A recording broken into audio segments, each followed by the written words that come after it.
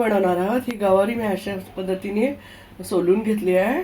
मागचे पुढचे देठ आणि मधलं असं जे शीर असतं ते काढून अशा पद्धतीने घेतलेली आहे। काही कांदा चिरून घेतलेला आहे, आपण प्रोसेस पाहणार आहोत त्या अगोदर। आणि कढीपत्ता घेतला आहे, एक बारीक चिरून टोमॅटो घेतला आहे आणि एक मिरची घेतली आहे। मी मिरची तुम्हाला घ्यायची असेल तर घेऊ शकता, पण मी एक घेतली आहे। आणि तेल घेतलं आहे, शेंगदाणे घेतलेत कुटून, कांदा लसणाचा मसाला 1 चमचा घेतला आहे, पाव चमचा हळद घेतली आहे, चवीप्रमाणे मीठ घ्यायचं, अद्रक लसूणची पेस्ट घ्यायची।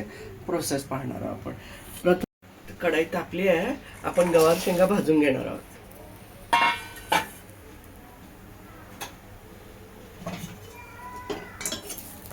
बिना तेल टाकताच भाजून घ्यायचे आहेत गवारी शेंगा।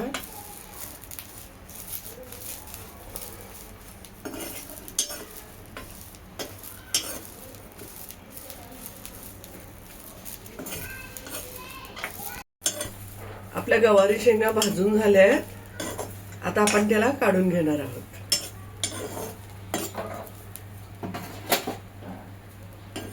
आपली कढई तापली आहे, आपण तेल टाकून घेणार आहोत। मी 1 पळीभर तेल टाकून घेतलंय।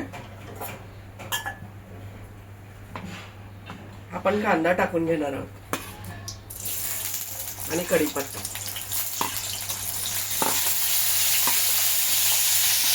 एक मिरची घेतलेली लांब कापून घेतली आहे।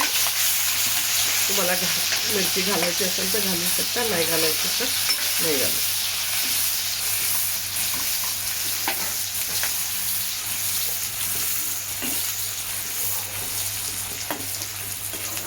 आपण टोमॅटो पण टाकून घेणार आहोत।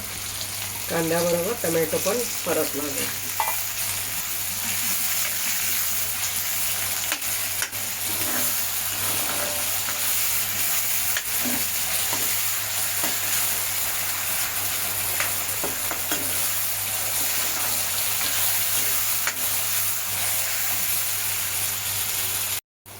आता आपला कांदा आणि टोमॅटो परतून झालाय 2 मिनिटावर। आता आपण त्यामध्ये मसाला टाकून घेणार आहोत, कांदा लसणाचा, अद्रक लसूणची पेस्ट पण टाकून घेणार आहोत। चिमूटभर हळद घेतली आहे, जास्त घेऊ नका। तसं आपण मीठ पण टाकून घेणार आहोत, चवीप्रमाणे मीठ टाकायचं आहे आणि ह्याला परतून घ्यायचं आहे 1 मिनिटासाठी।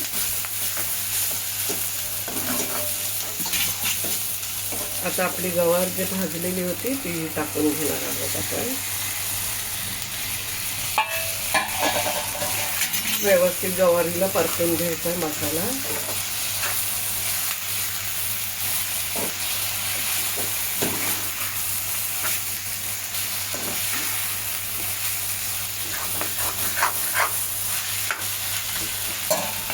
आपण शेंगदाणे टाकणार आहोत, शेंगाचा कूट।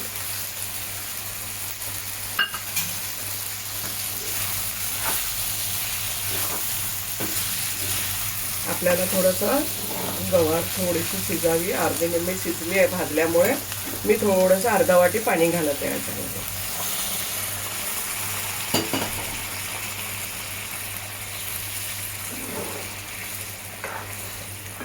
आपण ह्याला गवारीला झाकून ठेवणार आहोत, एक 10 मिनिटातच गवार रेडी होईल। आता आपण गवार शेंगा बघूयात, 10-12 मिनिट झाले आहेत। वाव, छान शिजलेल्या आहेत, शेंगदाण्यामुळं तरी पण आली आहे। आता खाण्यासाठी रेडी झाली आहे गवारीची शेंगाची भाजी। आता मी थोडं पाणी जास्त घातलं होतं, तुम्ही सुकी भाजी जरी केली तरी चालेल।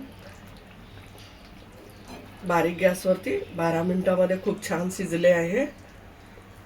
आता आपण सर्व करून घेत आहोत। आपल्या गवारीच्या शेंगा सर्व करून घेतलेल्या आहे। मस्त खा, स्वस्थ रहा, आनंदित रहा, लाईक करा, शेअर करा, सबस्क्राईब करा। धन्यवाद।